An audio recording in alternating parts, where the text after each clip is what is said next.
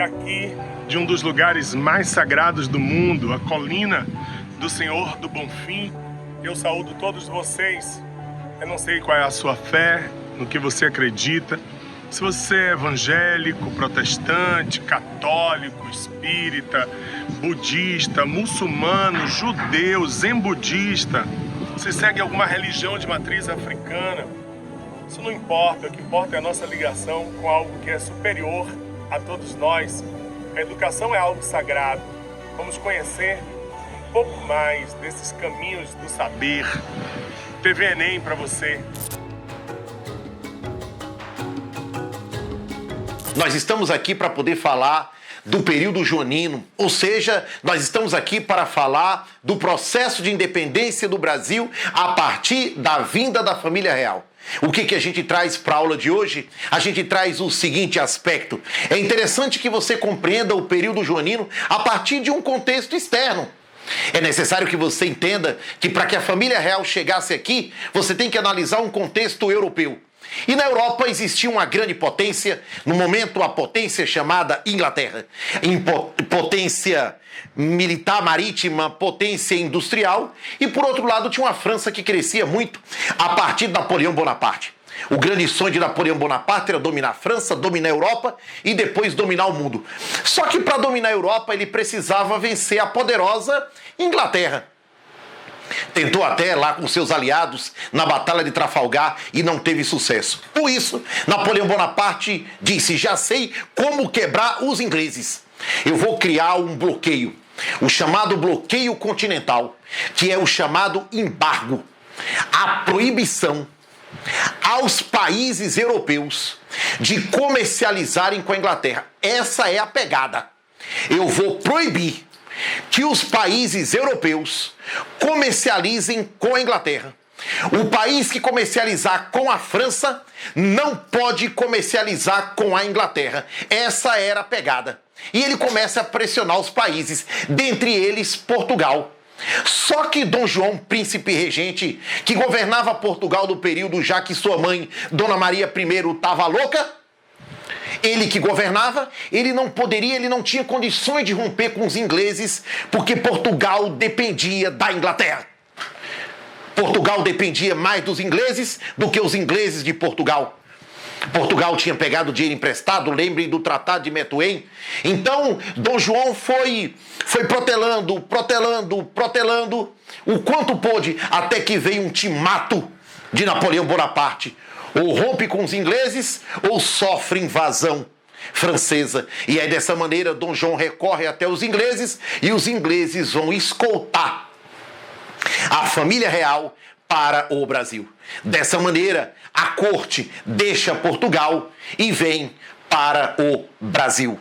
Esse é o grande feito que nós temos, esse é o grande contexto europeu que influencia diretamente no processo de independência. Dom João vem para o Brasil, chega primeiro em Salvador para ratificar laços políticos, chega primeiro em Salvador, e ainda em Salvador a gente começa a destacar as primeiras medidas. E a primeira medida que Dom João toma ainda em Salvador foi a abertura dos portos às nações amigas. A partir daí quebra algo que era histórico, quebra o pacto colonial.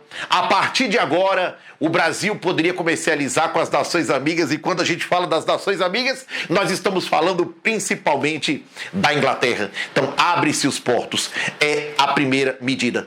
Ao abrir os portos, transfere-se para o Rio de Janeiro, e aí a segunda medida será o Tratado de Aliança, Amizade, Comércio e Navegação de 1810, ou simplesmente o Tratado de 1810, que determinava nada mais, nada menos do que, a partir de agora, taxas de importação. Nós temos taxas de importação, ou seja, já que eu abro os portos, eu preciso de taxas de importação, taxas alfandegárias, e o país beneficiado será quem? Os ingleses. Os ingleses serão beneficiados. O produto inglês entrava no Brasil pagando em média 15% de imposto, Portugal pagava 16% e as demais nações pagavam 17%, era uma média, tá? Os ingleses pagavam a menor taxa. Ou seja, o produto inglês, ele vai dominar o mercado brasileiro. Ou seja, os ingleses provisoriamente, temporariamente, perdem um mercado na Europa devido à política de Napoleão Bonaparte, mas abrem um enorme comércio já no Brasil, na América. O Brasil está se afastando de Portugal e está se aproximando dos ingleses. Essa é a segunda medida. A terceira medida, a revogação do alvará de 1785. Ou seja, a partir de agora, estava liberada a indústria e o comércio no Brasil. Aí tem uma questãozinha do Enem muito interessante sobre isso, quando ele fala exatamente da liberdade de indústria e comércio no Brasil, com a revogação do alvará de 1785, ou seja, a partir de agora pode ter indústria no Brasil. Mas a indústria no Brasil, ela não resistiu à concorrência inglesa. O produto inglês entrava no Brasil com valor mais baixo do que o produto nacional. Terceira medida. Quarta medida, vocês estão esperando eu falar dela, é a urbanização do Rio de Janeiro. Casa da Moeda, Jardim Botânico, Academia Militar, Academia de Belas Artes, Colégio Dom Pedro, ou seja, toda a urbanização do Rio de Janeiro. E aí eu quero chamar a atenção para duas coisas. A primeira é uma urbanização desordenada, a ponto que você tem a melhoria do centro, você tem a melhoria para dar um melhor conforto à corte portuguesa, mas você tem a ampliação da periferia do Brasil. Urbanização desordenada traz exclusão. E o outro aspecto que a gente destaca é que forma a ideia de Estado. Só que a ideia de Estado do Brasil, ela já começa a ser formada de forma deturpada, porque será um Estado não para o bem comum, não para a coletividade, mas será um Estado para manter os privilégios da corte portuguesa e seus apaniguados políticos. Em 1815, seguindo com a ideia, em 1815, o Brasil é elevado à categoria de Reino Unido e Portugal Garves, ou seja, o Brasil passou a ter autonomia administrativa, não dependia mais do Estado português. Percebam que o Brasil, gradativamente, cada medida que a corte portuguesa criava, ela estava emancipando a sua colônia. Em 1820 acontece a Revolução Liberal do Porto, e nessa Revolução Liberal do Porto, nós temos o seguinte aspecto: Portugal, a burguesia, ela elabora uma nova Constituição para Portugal. Essa Constituição é liberal, ela exige o retorno de Dom João e ela exige, além do retorno de Dom João, que o Brasil seja recolonizado. Então a Revolução Liberal do Porto, que acontece lá em Portugal, que elabora uma Constituição liberal, ela exige que Dom João volte para jurar a Constituição, porque se você não voltar, nós vamos escolher um outro rei para cá.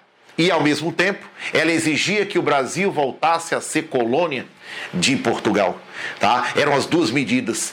Dom João volta, e aí há uma frase interessante no retorno de Dom João. Quando Dom João volta para Portugal, ele diz: Pedro, se é para o Brasil ceder esses aventureiros, que seja teu, que há de me respeitar. Ou seja, Dom João sabia que o Brasil iria separar de Portugal de todo jeito, de todas as formas, de todas as maneiras. E já que era para ser dos aventureiros, que fosse de Dom Pedro I. Temos que lembrar que Dom João, quando volta para Portugal, ele leva todo o ouro que existia no Banco do Brasil, a ponto do Banco do Brasil falir anos depois. Então a situação econômica do Brasil ficou complicada.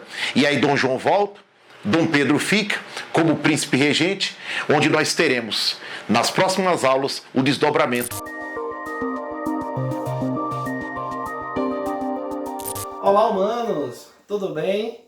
Fiquem em casa com tranquilidade nessa quarentena e assistam nossas aulas aqui voltadas para o Enem. Meu nome é Renato Souza, eu sou professor de Química de algumas escolas aqui de Salvador. E hoje vamos estar trabalhando com vocês sobre concentrações de soluções. Tudo bem? Quando nós falamos de soluções, nós estamos falando aí de misturas homogêneas. Como assim? Água e um pouco de sal, água e um pouco de açúcar, substâncias que são solúveis em água, normalmente formam essas soluções que nós temos no cotidiano. Misturas homogêneas. Aquelas que apresentam apenas uma fase. Se eu colocar, por exemplo, água e areia formam um sistema heterogêneo. Nós não trabalhamos com concentrações de misturas heterogêneas, por exemplo, porque as substâncias precisam estar dissolvidas, dispersas no meio. Quando eu pego um copo de água com sal, eu vou ter um pouquinho de sal na parte de cima, um pouquinho de sal na parte do meio, um pouquinho de sal no fundo. Esse sal está distribuído naquele sistema e qualquer alíquota, ou seja, a quantidade que eu possa pegar daquela solução vai vir com água e um pouco de sal. E essa quantidade é uma quantidade proporcional, galera. Essa quantidade proporcional é o que nós estamos querendo chegar aqui com as concentrações de soluções. Se eu pego, por exemplo, 10 gramas de um determinado sal, pode ser o sal de cozinha, e eu coloco aí em 200 ml de água. Não é? Nós temos uma quantidade, mas não uma concentração ainda. Porque a concentração para a química é a quantidade que eu tenho em um valor fixo da minha solução. Como assim um valor fixo? 1 litro. Vamos fixar 1 litro? Por exemplo, 200 ml de água e eu tenho aqui 10 gramas de sal de cozinha. Se eu tivesse 1 litro em vez de 200 ml, ou seja, 5 vezes mais, eu precisaria, para que fosse proporcional, ter 5 vezes mais sal. Então eu teria 50 gramas de sal em 1 litro. Isso é uma concentração. É uma quantidade de determinado soluto presente em 1 litro da solução. Esse valor é um valor padrão para o que nós chamamos de concentrações das soluções. Tá bom, galera? Quando você pega um medicamento, por exemplo, um xarope, vem escrito aí, eu tenho 6 miligramas de uma substância para cada ml. E aí você tem que remediar uma pessoa, por exemplo, com 10 ml. Então eu preciso de 10 ml, eu vou ter 10 vezes mais daquela substância. Se eu tinha 6 miligramas para cada ml, em 10 ml eu vou ter 60 miligramas. Eu consigo fazer essa proporção nas minhas soluções. Beleza? Vamos falar então dos 2 tipos principais de concentrações, que são as concentrações comuns, que são aquelas em grama por litro, porque grama, massa, é uma unidade comum para a gente, nós utilizamos muito no cotidiano, qualquer local que você vai, né, comprar um queijo, comprar um café, comprar uma farinha, comprar uma carne, você vai usar grama, quilograma, tudo bem?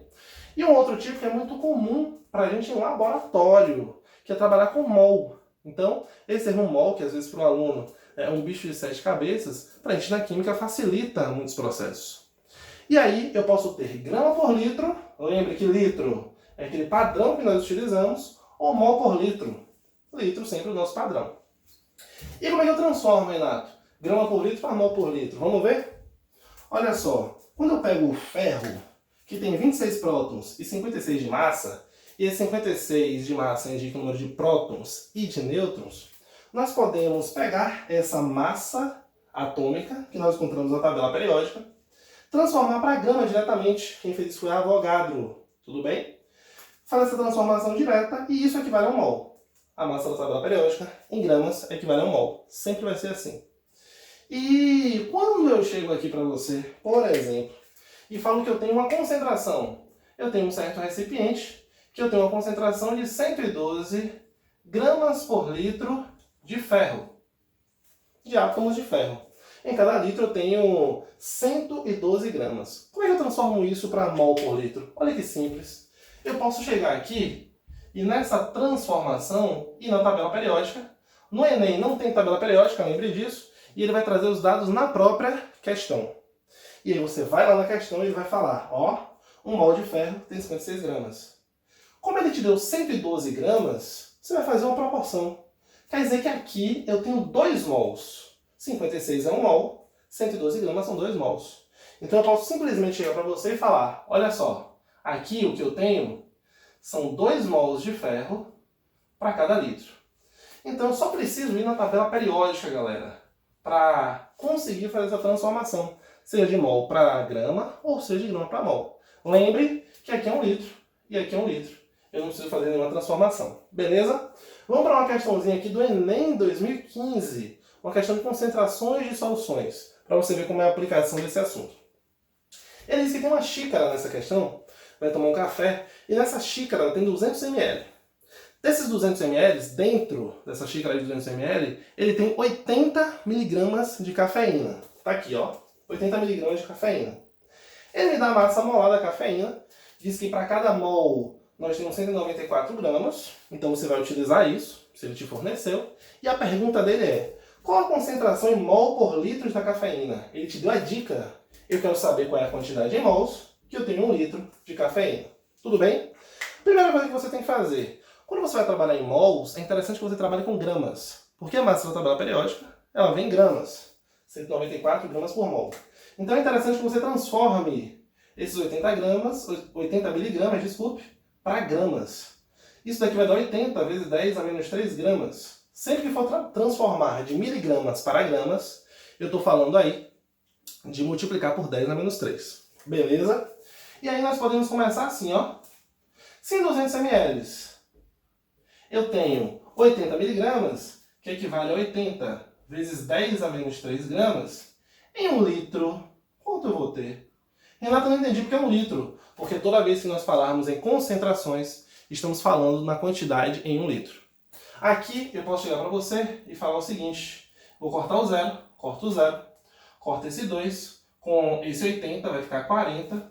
E eu vou ter aqui agora 400, não é? Vezes 10 a menos 3. Tá? 400 vezes 10 a menos 3 gramas. É o que eu tenho. Quando eu chego agora no segundo passo, para achar qual é a quantidade que eu tenho em mols, porque eu achei a quantidade em gramas que eu tenho em 1 litro. Mas eu quero, na verdade, achar a quantidade que eu tenho em mols. Eu posso fazer o seguinte. Se um mol eu tenho 194 gramas de cafeína, quer dizer que em 400 vezes 10 a menos 3. Vamos voltar aqui, galera. Isso daqui vai me dar 4 vezes 10 a menos 1 gramas. Olha, voltando 1 a 2, ainda sobra 10 a menos 1, é o que nós temos aqui. Essa quantidade vai me dar um valor Y em mols aqui. Olha só a dica para o Enem. Ele, nessa questão, falou qual o valor aproximadamente. Então você vai aproximar aqueles valores que são difíceis de fazer o cálculo. Como assim? Aqui não é 194, eu vou aproximar para 200. Ah, Renato, como é que eu sei que eu vou fazer isso? Ele vai chegar para você e vai falar, aproxime os valores, ou me dê o valor aproximado. E eu vou trazer aqui para você que eu tenho 200 gramas. Isso facilita muito a minha conta. Facilita muito a minha conta. Porque, olha aqui agora, eu posso cortar esse 200 com esse 4. Aqui vai sobrar 100 e aqui vai sobrar 2. Olha só qual é a minha resposta. Eu vou ter agora aqui Y, que na verdade aqui tinha 2, não é? 2 vezes 10 a menos 1, aqui tinha 100, então vai ficar 2 vezes 10 elevado a menos 3 mols por litro, que vai me dar uma resposta de 0,002 mols por litro. Mols por litro. Tudo bem? Então essa daqui acaba sendo a nossa resposta final. Se você for ir procurar uma prova de 2015, você vai encontrar essa resposta.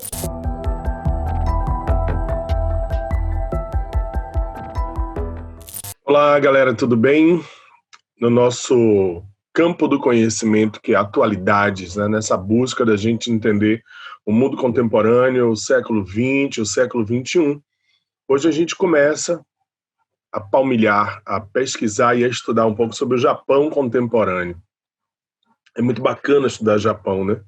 Porque tem toda essa magia, né? Todo esse arcabouço assim, que faz parte da cultura pop do Ocidente durante uma boa parte da nossa história mais recente.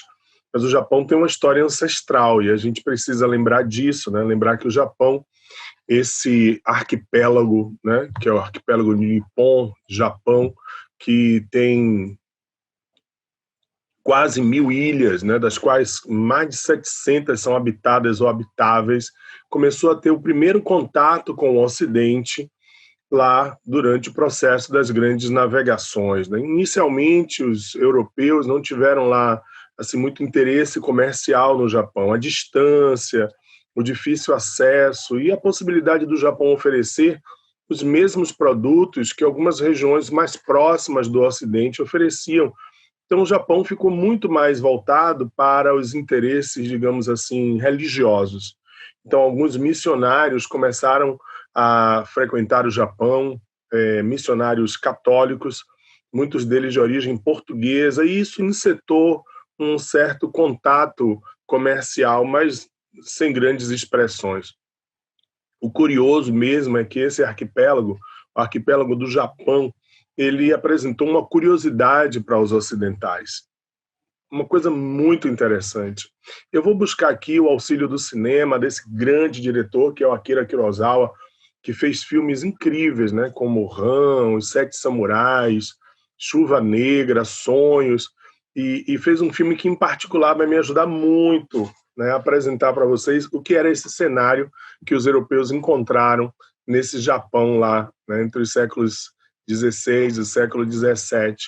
Esse filme, Monozojo, né, ou Trono Manchado de Sangue, na sua versão em português, na verdade é a filmagem de Macbeth, filme do Shakespeare, que se passa na Europa medieval e que foi filmado pelo Kurosawa como se fosse no Japão do século XIX.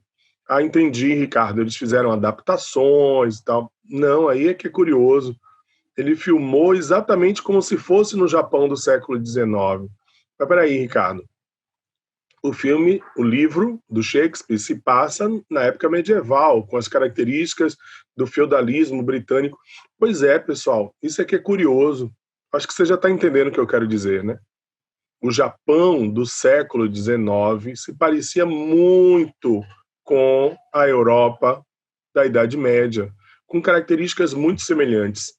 Todo mundo que gosta de anime, que gosta de HQ, de história em quadrinho ou de um pouco da história japonesa, sabe disso. O Japão ele tinha características fortemente feudais. Deixa eu só mostrar para vocês, fazendo uma comparação, vocês vão entender isso com clareza. A gente sabe, por exemplo, que na Europa medieval nós tínhamos os cavaleiros medievais, não é isso? Que representavam a honra, a segurança, a força militar.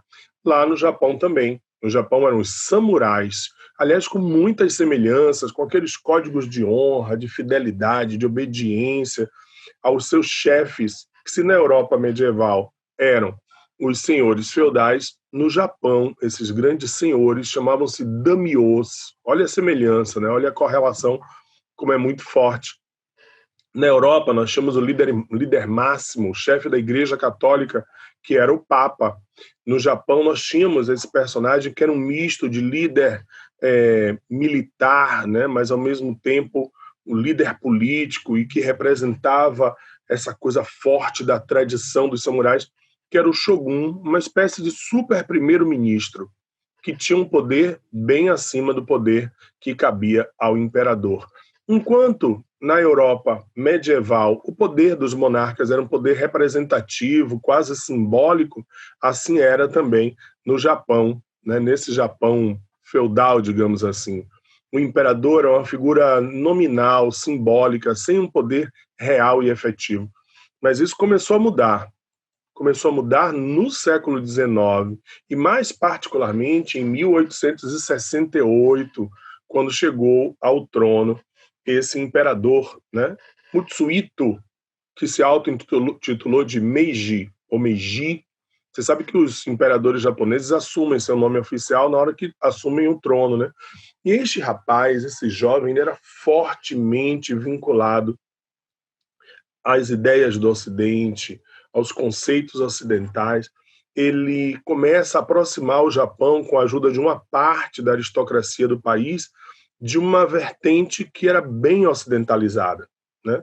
Abriu aos poucos os portos para o Ocidente, depois de uma forte resistência japonesa, né? Tanto que assim os americanos, que foram os primeiros a entrar em contato, precisaram bombardear alguns portos, o Porto de Edo, a atual cidade de Tóquio, para conseguir abrir o caminho do Japão.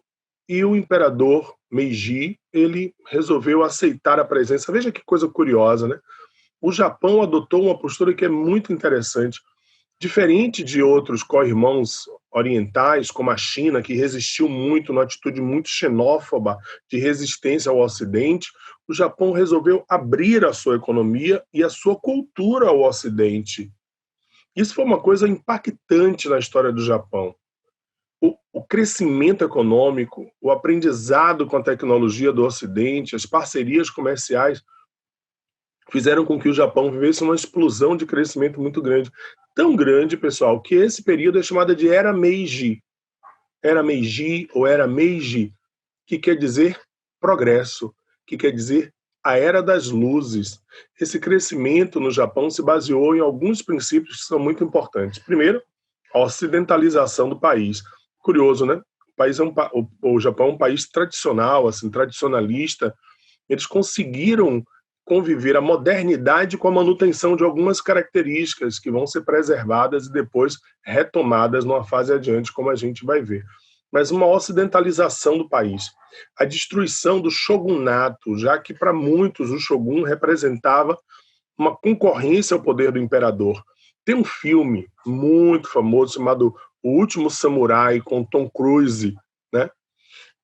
Que conta um pouco dessa história. E, claro, de uma forma meio fantasiosa, né? Assim, romantizando o processo, mas mostra o que foi a luta do imperador contra o shogun, contra o shogunato e contra os samurais também, mostrando a história dos últimos samurais japoneses e tal, uma coisa forte, viu? Aliás, a interpretação do Tom Cruise também muito boa, né? E eu sei que mostra esse período de luta contra o shogun e, consequentemente, contra os samurais. A constituição dos grandes zaibatsus, que eram as grandes corporações japonesas, auxiliadas pelo Estado. Muitas das grandes empresas japonesas que a gente conhece, que eu vou falar muito delas na sequência, nasceram nesse contexto da Revolução Meiji, né? A formação dos grandes zaibatsus, das grandes corporações japonesas. E um investimento poderoso em educação, principalmente educação técnica, tecnológica. Muitos jovens japoneses foram mandados para o Ocidente, né, para países como a Inglaterra, para a Alemanha, para a França, para aprenderem a técnica do dominador. Veja que coisa interessante, do imperialista, trazerem para o Japão esse aprendizado para ajudar, né, na reconstrução, na construção do país capitalista. Foi impressionante. Vou trazer uma questãozinha aqui para vocês, bora fazer? Dentre as realizações da Era Meiji, a Era das Luzes, desencadeada pelo imperador Mitsuhito, objetivando modernizar o Japão para competir em condições de igualdade com os países com os países industrializados do Ocidente, destacamos abolição da servidão feudal, proclamação da igualdade de todos os japoneses perante a lei, desenvolvimento do ensino público, das comunicações e da economia. Cara, não vou nem ler as outras. A questão é aquela assim, tipo, pô, me marque, velho. Eu sou a verdadeira. Ela não tem umas questões assim que aparece a proposição para você. Pelo amor de Deus, me marque. É essa daí. E aí, Ricardo, a partir daí, o que aconteceu? Aí, cara, a gente vai entrar numa outra fase da história do Japão que vai precisar realmente de nossa atenção. Vem a Primeira Guerra, o Japão fica ao lado dos países, né, chamados aliados, né, os países do Ocidente, França, Inglaterra, vence a Primeira Guerra Mundial, mesmo sem receber lá grandes benefícios, né, no Tratado de Versalhes, nas consequências da Primeira Guerra Mundial, mas isso incrementou um sentimento de nacionalismo muito forte nos japoneses. Ao mesmo tempo, um culto progressivo à imagem mítica do imperador. Isso foi alimentando, me ajude aqui, vá, centralização do poder. Um discurso ultranacionalista, culto mítico ao chefe. Como é o nome disso? A gente sabe o nome disso. O nome disso se chama fascismo. Fascismo, pessoal. Não é à toa que durante o período entre guerras o Japão tendeu a se aproximar muito dos outros regimes fascistas que vicejavam no mundo nessa época. Olha que imagem trágica, não é? Se a gente colocar ao lado desses três aí, Hitler, Mussolini, imperador Hirohito, que assume o governo do Japão na época, e se a gente colocar aí Mussolini e Mao Tse-tung, se a gente colocar aí Mao Tse-tung e Stalin, esses são os 5 cavaleiros do apocalipse do século XX, já não é? Mao Tse-tung, Stalin, Hitler, Mussolini e imperador Hirohito. Eu acrescentaria aí também um 6º cavaleiro do apocalipse, que é o Harry Truman, o homem das 2 bombas nucleares sobre Hiroshima e Nagasaki. Mas bomba de Hiroshima e Nagasaki, eixo, Roma, Berlim, Tóquio, Segunda Guerra Mundial e o Japão. Ah, cara, isso é assunto para a próxima aula da gente, tá bom? Muita paz, muita luz para vocês, vinda longa e próspera, ó. E vamos em frente. Beijo, até a próxima. Hoje a gente vai falar sobre movimento social e logo de cara o conceito de movimento social basicamente permeia na ideia de que movimento social é uma ação coletiva de caráter contestador no âmbito das relações sociais, sempre objetivando uma transformação, uma preservação ou até a manutenção de alguma coisa. Os movimentos sociais podem ser definidos como ações coletivas e sempre ou quase quase sempre de caráter político e cultural, mas que possibilitam também diferentes formas e organizações da população para que se possam manifestar dentro do artigo 5º, que temos liberdade de manifesto, para tantas outras características, como, por exemplo, as questões ambientais, né? Enfim, as principais características dos movimentos sociais são possuir uma identidade. Todo movimento social deve deixar explícito qual é a identidade do seu movimento, o que ele está contestando, o que ele está protestando, o que ele quer transformar ou o que ele quer manter, né? Ter algum opositor, porque senão não faz sentido manifestar, articular-se dentro de um projeto de vida e em prol da sociedade, porque, né, não dá para fazer um movimento social sozinha e que queira caracterizar ganhos apenas para mim. Contribuir para a organização e a conscientização da população, apresentar suas demandas a partir de práticas de mobilização social, que podem ser aí as mais variadas, como nós vamos ver um pouquinho mais para frente na aula, e por fim ter continuidade. Não adianta fazer um protesto isolado e acabar, nunca mais voltar a tratar desses assuntos. O movimento social, ele tem um caráter aí de continuidade. O pensador Alan Turing compreende que os movimentos sociais são mais ou menos aí uma forma de pensar dentro de valores e crenças comuns para uma ação social coletiva e que deveria ser necessário considerar as estruturas dessa sociedade dentro desses manifestos. Os movimentos sociais, eles devem ser, como que eu posso citar aqui para vocês? Eles devem ser apartidários ou partidários, mas eles devem sempre cumprir uma perspectiva da sociedade que seja assimétrica, né? Que consiga promover todas as pessoas de todos os setores, de todas as idades, gêneros, raças e das maiores distinções. Óbvio que existem movimentos sociais que são específicos por uma causa, como recentemente nós vimos os movimentos sociais raciais, de protagonismo dos negros, mas isso não impediu os brancos de apoiarem e de incentivarem esse movimento, que nesse caso eu estou me referindo ao Black Lives Matter.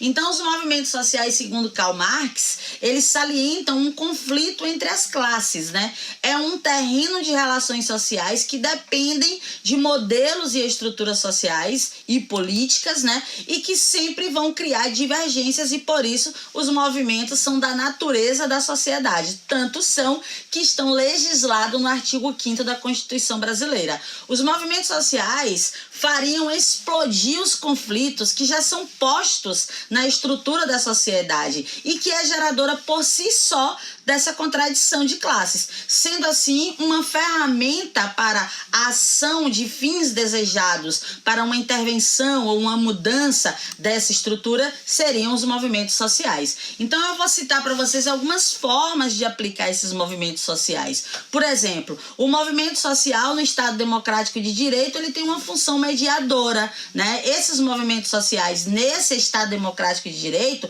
são peças fundamentais enquanto entidades de mediação entre os grupos minoritários do próprio Estado. Ou seja, basicamente a gente costuma ver minorias manifestando em prol de algo ou de alguma transformação para elas próprias, né? Que são um grupo, na maioria das vezes, inclusive muito vasto, como é o exemplo da questão racial, da questão LGBTQI+, como é o exemplo, por exemplo, dos movimentos feministas e por aí vai. Os trabalhadores, o movimento rural, entre tantos outros que são contundentes aqui no Brasil. O que se expressa na sociedade é a voz e a ação do povo. Um movimento social é uma forma de expressão da sociedade civil, por meio da qual o cidadão faz a sua política participativa. A sua cidadania participativa se expressa na coletividade em busca dessas mudanças sociais. E os mecanismos utilizados para isso são debates, manifestações, protestos. Um movimento social, ele acontece por meio de várias expressões, que nem sempre é ir à rua marchar em prol de algo, certo? Então, essa importância que a gente chama de luta, de resistência, de inclusão, esses movimentos sociais são elementos fundamentais fundamentais das sociedades plurais e democráticas, pois agem coletivamente como uma estratégia de resistência perante as desigualdades e assimetrias sociais. A abrangência desses movimentos sociais, ela será sempre de diversidade, de pluralidade, multiculturalidade e sempre no âmbito do coletivo, nunca da individualidade. Os movimentos sociais são populares e podem envolver a atuação de diversos grupos e às vezes até instituições. Ou seja, a existência de um movimento social requer uma organização muito bem desenvolvida, não é qualquer baderna, como dizem por aí, o que demanda a mobilização de recursos e de pessoas muito engajadas. E para isso, eu posso destacar para vocês 3 elementos constitutivos de um movimento social: o projeto, a ideologia e a organização. Esse projeto significa a proposta que o movimento está colocando em pauta, a pauta, né? Então, a mudança ou a conservação, quais são as relações sociais que esse projeto que nós estamos inseridos no movimento social estão trazendo para a sociedade naquela pauta. Então a gente vê muito movimento social específico, né? Pró-governo, anti-governo, pró-impeachment, anti-impeachment, e a história do Brasil é feita e ela tem como estado basilar o movimento social. Todo movimento social tem um projeto com objetivos, metas e estratégias. E também tem a tão temida ideologia, que é a visão de mundo que as pessoas desse movimento têm ao fazer parte desse processo. Então, a ideologia é ela que fundamenta o projeto e a prática dos movimentos sociais. É ela que define o sentido dessas lutas ou dessas resistências ou dessas buscas por manutenção, como, por exemplo, o caso do Greenpeace, né, que não tem muitas ações voltadas especificamente para partidos e para governos, mas que tem uma defesa enfática, precisa e ideológica em prol do meio ambiente e do mundo com desenvolvimento sustentável. A própria forma de organização e direção de um movimento social vai revelar o caráter dele. E a organização, que é o fator 2, ela deve ser hierárquica, ela deve possuir, sim, liderança e ela tem uma estrutura muito bem definida. Por isso que, às vezes, você sempre vai saber quem é o líder ou quem são os grupos que lideram esse movimento. Exemplo, em 2018, nós tivemos aí a famosa greve dos caminhoneiros que parou o Brasil. Mas essa greve, apesar de ter uma infinidade de caminhoneiros, tinha um grupo de liderança que era aquele grupo que fazia os diálogos com as instituições específicas das quais eles estavam pedindo melhoras ou mudanças. E, por fim, a organização. Afinal de contas, sem organização não se faz nada. A organização de um movimento social tem consequência importantíssima com relação na dinâmica interna e externa do que vai acontecer. Então, eu não posso chamar de movimento social qualquer ato que gere subversividade, ou que gere violência, ou que gere perigo ao próximo, ou que coloque a vida do outro em situação de risco. Eu preciso que essa organização seja muito bem estabelecida dentro de uma condição pacífica, porque é assim que a lei exige que seja. Então, internamente, observa-se uma organização hierárquica entre lideranças e com uma base no favorecimento de espontaneidade das ações.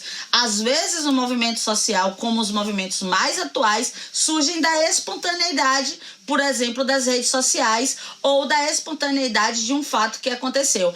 Um exemplo específico e super atual é o caso do George Floyd, né, que já era uma demanda histórica, cultural, estrutural, por trás do racismo, mas que especificamente aquele vídeo, ele incendiou os movimentos que já haviam e que fez com que voltasse aí com todo esse movimento em pleno período de eleições nos Estados Unidos, afetando ou não, a gente só vai saber no futuro, quem vai ser o presidente dos Estados Unidos. Então, os movimentos sociais, eles têm 3 categorias: reivindicatórios, políticos e de classes. Os reivindicatórios, eles esforçam-se em pressionar instituições para alterar dispositivos que teoricamente lhes favorecem ou não. né? Os movimentos políticos, eles são condutores da participação política e incentivadores dos processos eleitorais ou das relações políticas que vão gerenciar o nosso país. E os movimentos de classe, eles têm um intuito de subverter a ordem social de um período determinado como consequência de alguma coisa. Exemplo, as relações entre os atores e os contextos dentro dos meios de produção. Então, os movimentos de classe geralmente inserem os trabalhadores, o movimento rural, o movimento pela terra.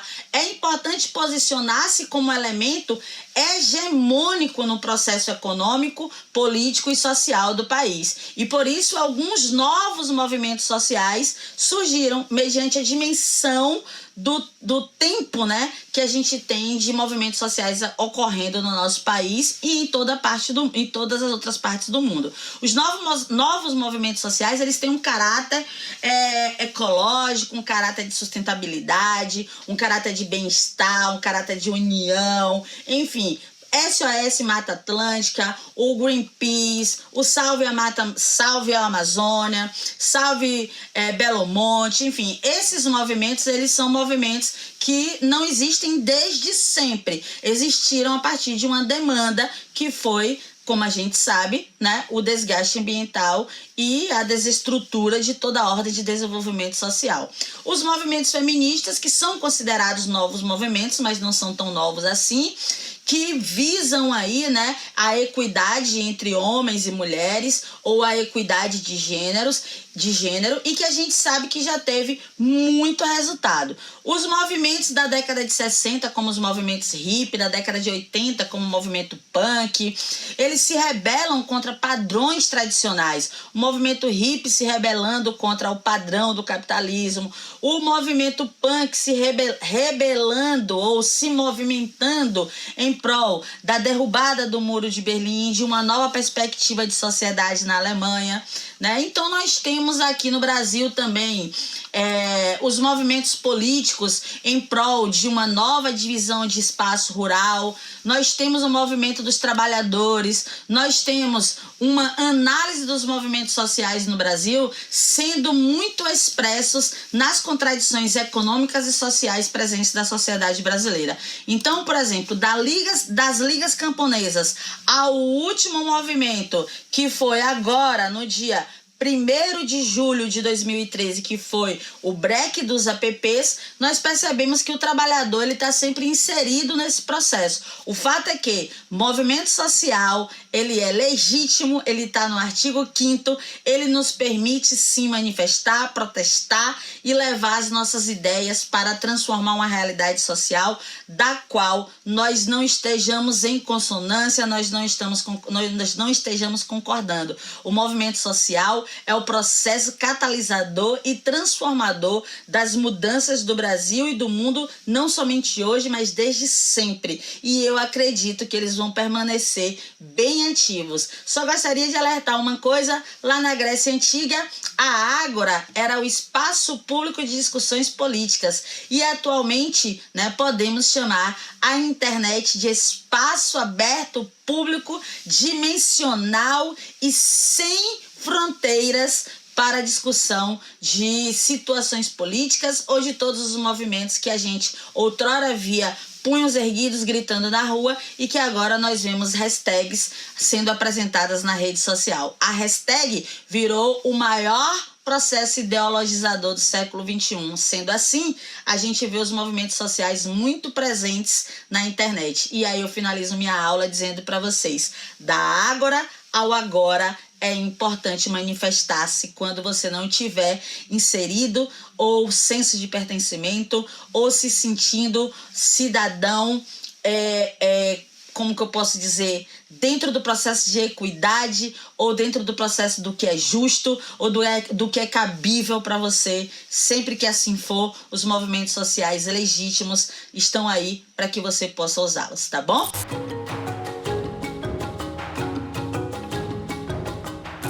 Se você pegar, gente, uma massa de um gás e mantém um ambiente fechado, aí sim vai ocorrer o quê? A transformação gasosa. Professor, oi. Como assim? Simples, uma panela de pressão. Ali tem o quê? Uma transformação gasosa. Uma seringa, quem aqui nunca botou o dedo e ficou apertando assim? Ali também, gente, tem uma transformação gasosa. Para você estudar a transformação gasosa, na verdade é bastante simples. É só você analisar 3 fatores principais variáveis, que é a pressão, temperatura e volume. Bora lembrar? Gente, o que é a pressão? A pressão é a relação entre a força com a área. Bom, é óbvio que pressão tem uma formulazinha, não é? Força sobre área. Só que o que eu quero chamar a atenção? Aqui em gases tem algumas armadilhas. A principal armadilha de gases são as unidades. Gente, o que faz sentido na pressão aqui, na verdade, são as moléculas se chocando com a parede do recipiente. Quanto mais ela se choca com a parede do recipiente, pessoal, significa que tem um aumento de pressão. Quanto menos é esse choque, tem uma diminuição de pressão. Professor, não está entendendo, não? É assim, ó. Vamos imaginar aqui uma panela, tudo bem? E essa panela você bota, gente, uma certa tampa, tá bom? Ora, se você tiver uma molécula aqui e essa molécula começar a esquentar, né? Ela vai se chocar aqui, ó. Essa molécula se choca aqui. Quanto mais ela se choca, maior que a pressão. Então a pressão tem a ver com isso, beleza? Quanto maior o choque, maior a pressão. Ó, se a principal armadilha de física são as unidades, tem que lembrar, ó, pressão é dada em Newton por metro quadrado, que é igual a Pascal, gente. Mas também a pressão, gente, ela é dada em ATM, ela é dada em milímetros de mercúrio. Então vocês têm que tomar cuidado com isso, tudo bem? Os químicos mesmo adoram ATM e milímetros de mercúrio. Em física, a gente trabalha mais com Newton e Pascal, tudo bem? Gente, se pressão é esse choque, né? Quanto maior o choque, maior a pressão, o que seria a temperatura? E aí, gente? A temperatura, pessoal, é a agitação dos átomos ou das moléculas. Vamos bora anotar? É a agitação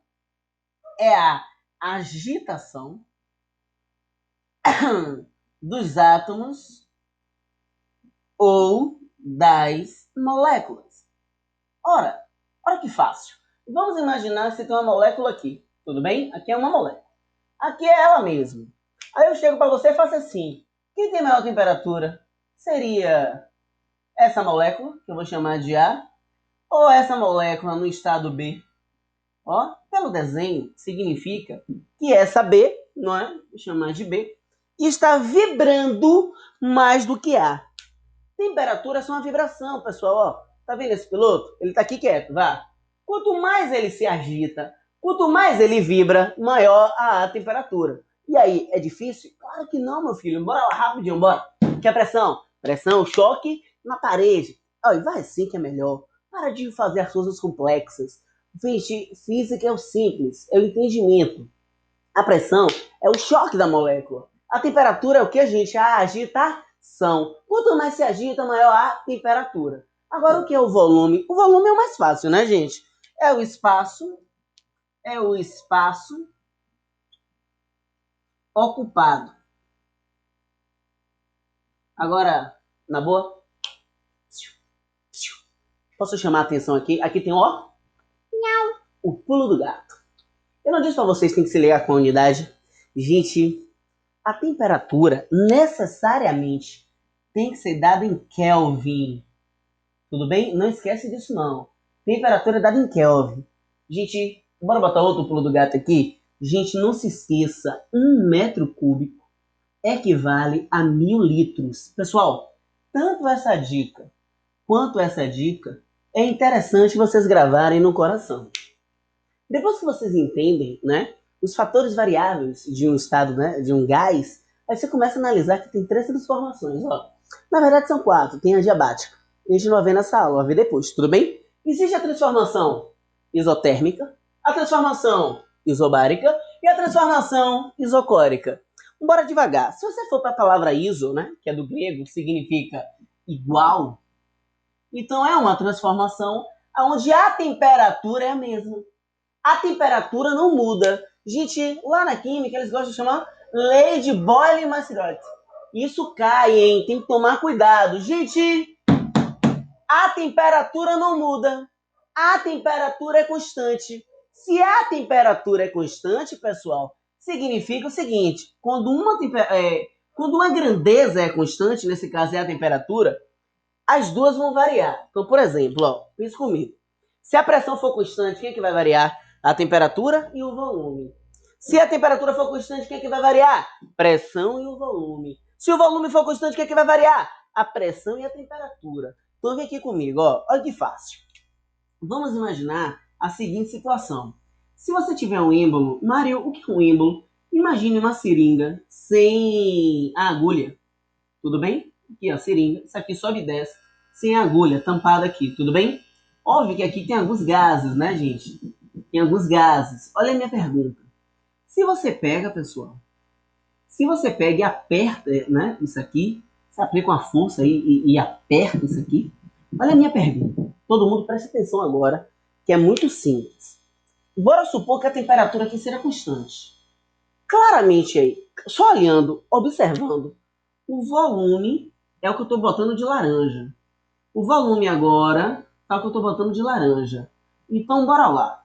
Para esse lado, o volume aumentou ou diminuiu? O volume diminuiu. Beleza. Eu não disse para vocês que pressão era o choque com a parede? Olha a minha pergunta. Aqui o gás, olha a liberdade que ele tem.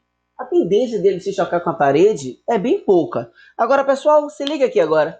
Quando chega nesse pedaço, observe que ele tem menos espaço, ele tem menos volume. Então, como a temperatura é constante, pessoal, significa que o gás aqui vai ter um choque maior. Então, diga para mim, temperatura é constante. Então, a pressão aqui faz o quê? Aumenta. Aumenta. Se a pressão aumenta e o volume diminui, o nome disso são grandezas inversamente proporcionais. Ou seja, quando um aumenta, o outro diminui. Pessoal, isso aqui tem algumas coisas bem interessantes para a gente analisar, tudo bem? Ora, aqui tem uma pressão inicial e aqui tem um volume inicial. Aqui tem uma pressão final e aqui tem um volume final. É por essa razão, pessoal, que a equação fica assim, ó. Pressão inicial, volume inicial é igual a pressão final, volume final. É uma fórmula, tudo bem? Uma coisa interessante vocês observarem é que como a pressão e o volume são inversamente proporcionais, esse gráfico, ele dá assim. E o nome dessa curva é chamada isoterma. Pessoal, sempre no Enem cai gráfico. Gente, o Enem cai, ó, isso cai toda hora, caiu agora.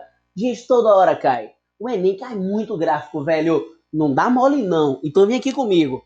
A pressão e o volume são inversamente proporcionais. Na matemática, o nome dessa curva matemática é chamada de quê? Hipérbole. Não esquece, não. Isso é bom para você tirar onda. Agora, a transformação isobárica, o nome já diz, né? Iso é igual, bárico é pressão. Então, a transformação com pressão constante. Vem aqui comigo. Se a pressão é constante, quem é que vai mudar? Temperatura e volume. Ora, olha que simples, olha que fácil. Gente, a pressão, ela vai ser igual nesse êmbolo, tá bom? A pressão é igualzinha, a pressão não muda. Então, se a pressão não muda e, por exemplo, você vai variar tanto a temperatura quanto o volume, o que é que vai acontecer? Se você diminuir aqui, pessoal, tá? Se você diminuir o volume, o que é que acontece, pessoal, com a temperatura? Bora todo mundo pensar junto, todo mundo? Ó, aqui eu tenho gás, beleza? Vai lá. Eu vou diminuir agora o volume. Vocês lembram que eu disse para vocês que temperatura é agitação? Ora, se você vai diminuir o volume com a pressão igual, ele não vai ter liberdade, gente, de movimentação. Então significa que se você diminuir o volume, você vai diminuir a temperatura. Então, eles são grandezas diretamente proporcionais. É por isso que fica assim, ó. A pressão não tem, então vai ficar o quê? Não esquece, ó. Aqui tem o volume inicial, e aqui tem o quê, gente? Uma temperatura inicial. Aqui tem o volume final, e aqui tem o quê, gente? A temperatura final. Agora é só botar, ó. Temperatura inicial, ou volume inicial com a temperatura inicial, é o volume final com temperatura final. Olha, não dá mole não. Isso sempre cai no vestibular. Gente, cuidado. A temperatura tem que ser dada em quê? Em Kelvin. A pressão você bota em que você quiser, viu? O volume também. Agora, a temperatura tem que ser dada em Kelvin. Se você não botar em Kelvin, dá tudo errado. Vem aqui comigo agora, ó. Se a pressão, ó, se o volume e a temperatura são diretamente proporcionais, significa que esse gráfico, quando você tem volume e temperatura, ele dá uma reta. É óbvio, se a pressão não vai mudar, se você tiver um gráfico de pressão e volume, ele vai dar uma reta horizontal. Sempre é interessante você identificar o comportamento do gráfico. Agora, pessoal, olha que legal, hein? Transformação isocórica ou isovolumétrica ou isométrica. Para quem não sabe, gente, isso é conhecido também como a lei de Charles ou a segunda lei de Charles e Gay-Lussac. É importante você saber disso, porque a gente sabe. Aqui é a primeira lei e aqui é a segunda lei. Anota aí, tire onda, rapaz. Vem aqui comigo agora. Gente, nesse caso, o volume vai ser igual. Significa se antes você vai ter esse volume, depois você vai ter esse volume. Ou seja, o grau de liberdade no movimento é parecido. Só que aqui vai mudar um pouquinho. É óbvio que vai. Ora, se você tiver aqui o gás, aí você bota um fogo aqui, ó. Botou fogo. Então você aumentou a temperatura. Se você aumenta a temperatura, os gases ele vibram mais. Gente, se o gás vibra mais, ele vai se chocar mais. Quanto mais tem um choque, maior que a temperatura. Quanto mais ele se bate, maior a temperatura. É por essa razão que aqui eu tenho a pressão inicial e eu tenho o que, gente? O volume no tempo, que é igual, hein? Eu tenho a temperatura inicial. Aqui eu tenho a pressão final, ó, quando ele vai para cá. E aqui eu tenho o que, gente? A temperatura final. São grandezas diretamente proporcionais. Por essa razão, que a equação vai ficar como, gente? Vai ficar assim, ó. Pressão sobre temperatura inicial é igual a pressão final sobre temperatura final. A equação é bem interessante. Não são diretamente proporcionais? Então o gráfico dá uma reta. É óbvio, se o volume não muda, ele vai dar, né, gente, uma reta vertical. Porque quem é constante nesse caso é o volume. Agora, pessoal, posso dar uma ideia bala para vocês? Ó, tá aí, ó. É só isso aí que tem para lhe perguntar. Só isso. Só que tem uma dica que é bem interessante, que é chamado a equação de Clapeyron. A equação de Clapeyron, gente, é a mais geral que tem. A gente vai dar ainda, mas eu queria dar para vocês a equação geral dos gases. Ô professor, qual seria a equação geral, né? Qual seria a equação geral dos gases? Gente, a equação geral dos gases, ela seria essa. Eu vou botar assim, ó. Equação geral dos gases. Gente, a equação geral dos gases é bastante simples. É só você fazer assim, ó. Ó que fácil, ó. PVT é igual a pó, vó, tó. Eu gosto de botar assim porque fica sonoro. Mas você, obviamente, pode botar, né, gente? Ó. Inicial, inicial, inicial. Final, final, final. Tudo bem? Isso aqui é importante, Mário? É. Então você grava onde? No coração. Beleza? Gente, é muito fácil, é muito simples. É só você entender. Eu quero que você me conte, tem feito suas preces, suas meditações, ou pelo menos os seus pensamentos filosóficos, mesmo que você seja um agnóstico ou até mesmo um ateu. Mas manter a mente sintonizada em uma energia superior é sempre muito bom.